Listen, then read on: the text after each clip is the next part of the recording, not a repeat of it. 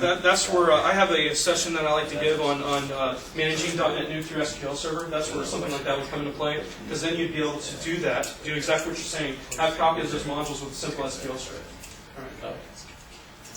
But unfortunately, that's beyond the scope of this particular session. All right. So next thing is custom login registration page. Oh, before you go on? Yes, sir. You might just want to mention you can have, if you wanted that module on all the pages, that's another option you have. Oh yeah, in the page, the page settings. Real quick, just to show what he was just saying. Oops. Good one. I'm host. All right. What he's just saying is, like, I wanted that in all pages. I'm going to go into the settings for the module. All right. And in there's a setting. I'm going to minimize that in the page settings area. Which, once again, I hate that name because we're actually working with the module on that page.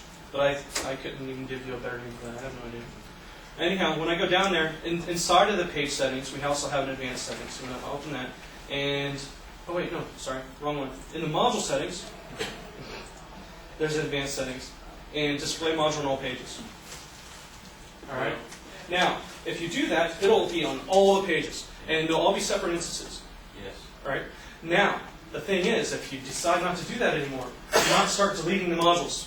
Go into one single instance of it and uncheck that checkbox. And then update, and they're gone. One single instance on any page?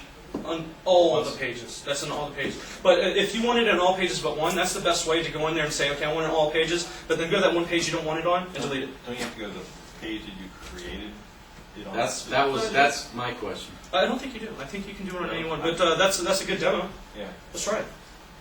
Only because if I teach my people, it's like. Oh, I've learned So now I just checked that. Now I'm going to pictures. I've never been to that page here, but now there it is there. Yeah. If I go to contact us, it's there. So now I'm on a different page. This isn't the page I originally was on, so let's go ahead and see that. So remember, it's under module settings, advanced. There's the checkbox. You see it's checked. I'm going to uncheck it and update. Let's see what happens. There we go. It left it there, but it took it away from everywhere else except for, there's a surprise. Yeah, it took it away from the original page. You got to go back to the original. It moved it. But that's not the way I suggest moving a module. That's a roundabout way. And also, so that's a great question. That's a good demo. Go to your family news page. Family news? Yes, sir. Where's that? There it is. You remember you had put it on the left on family news before? Yes, but I removed it all by unchecking the checkbox. Yeah, so it took all away both instances. Yeah, but not from where we want it to be removed. Right. So we wanted this actually on the home page. Yeah, I tell my people they got to go back to the page you created. You know, where Yeah. you did So that's something to keep in mind, guys. All right. Custom log. Well, is there any more questions on it before we move on? All right. Custom login registration page. By default, when we have our .NetNuke instance, when we click login, we have this blah login page. But what if we needed branding around it? What if we needed information to the right or left of it that says, whatever, welcome to our site, here's what we need to do, here's your benefits for logging in or whatever. We can't put that here. So what we need to do is we need to create a login page, a separate page. So I'm going to go ahead and log in. And in this case, we can log in as the admin. All right. So now we're here. We're logged in as admin. You see the host menu's gone because now I'm somebody who's not allowed to be a host. All right. Because I'll mess up the page. All right. Anyhow, so now I'm going to go into my control panel and add a page, which can be done elsewhere, but this is just a quick, easy way to do it. So I'm going to go ahead in the control panel up in the very top. You can see there's the add link there. I'm going to click add to add a page. And just real quick, I'm just going to call it login. I'm not going to do anything special with it, but I'm going to make sure that all users is checked. That's the #1 mistake when adding a new page. Whoops, forgot to say who can see it. Only registered users can see the login page. Yeah, so all users can see it. Well, actually, the best thing to do here would be unauthenticated users, but I'm just going to keep it all users and just click update. So now we have new page with nothing on it, right? But now we need to put an account login on it. There's a module in our list that that will always be there. So I just choose account login up there in the control panel. And at this point we can say Strohl family site login or whatever branding and whatever. So I'm going to just click add. So it puts it in the content pane there. But now you don't see a form there because I'm logged in. It's that smart to know that I shouldn't log in again. Okay. But now I can put something in the top pane. I can put family pictures on the left or right or whatever. Okay, so now I have the power to wrap it with whatever I want. Well, and it's fully skinnable versus Exactly. I can also give this particular module a different container. so I can make this module look different. So that's the power behind doing that. But when I click log in, it's not that page yet. I still get the default page. So I'm going to go ahead and log back in as a DNN admin.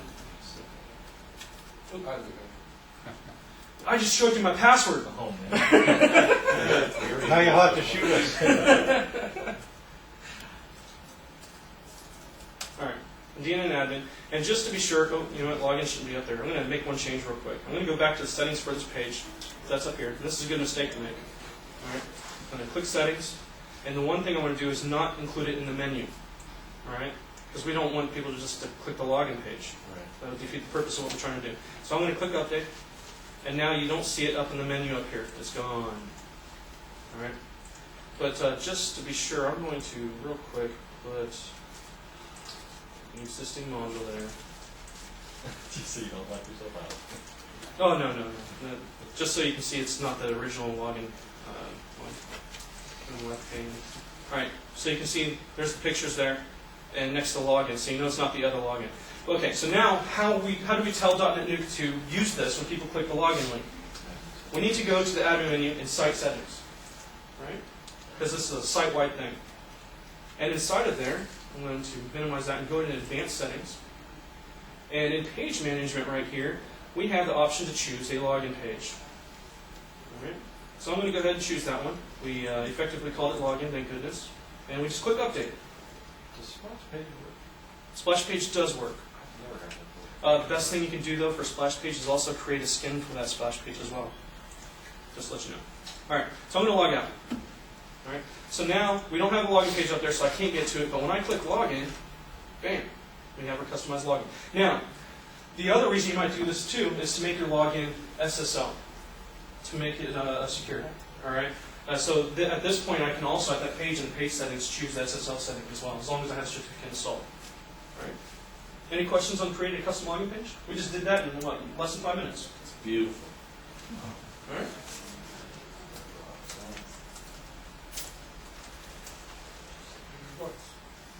And it works. Yes. Yeah, even better. All right. Definitely creating one that doesn't. Yeah, that would have been a really bad demo, huh?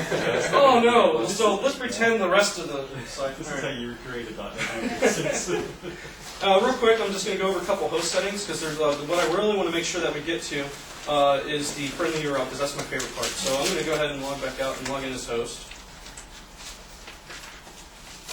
And I want to make sure I don't run into Stan's time because I really want to see his session. You already know what's going to be in there. That's beside the point. I haven't heard it. Print the button next in the movie. Yeah. All right. So we just said we're going to SMTP server settings. So I'm going to minimize the basic settings. And real quick, this is the host settings. So these settings are for the entire installation of .NET Nuke versus the site settings, which are just for that portal. Okay. So it tells you really useful information you can go to look at yourself. But real quick, we're going to go to SMTP server settings. This is where you set up your SMTP server that sends out the email from .NET Nuke. All right. Now the cool thing is these settings are part of that wizard that, for those of you who were in the last class, they're part of the install wizard now in .NET Nuke 5, which is awesome, except for the fact that if you don't have your SMTP information at the time. But anyhow, your server and ports. So if you're a person that like uses Gmail or something, your SMTP gmail.com, and you put your port number, I think it's 587. You would just type that information in there. You put in your user information. So maybe on. No, I'm not going to put that one in there. I know. So my information here. Oops, I hit enter. All right, click test. Ooh, failure sending. Oh, this is awesome. I did that. The other thing that this relies on is up in your host information, the host email. I need to go through the source because I don't know why it relies on that email, but it does. So I'm going to go ahead and change that information as well. Oops, not Gmail. ResHub. All right. But you don't have an internet connection. Oh, that's true. Yeah, I can't do it. Oh. So anyhow, at that point we can click update. Email would have been sent when I clicked the test, and I forgot about internet connection, sorry. That's how smart I am. But at this point your email would be set up. The other thing real quick before we move on to friendly URL, the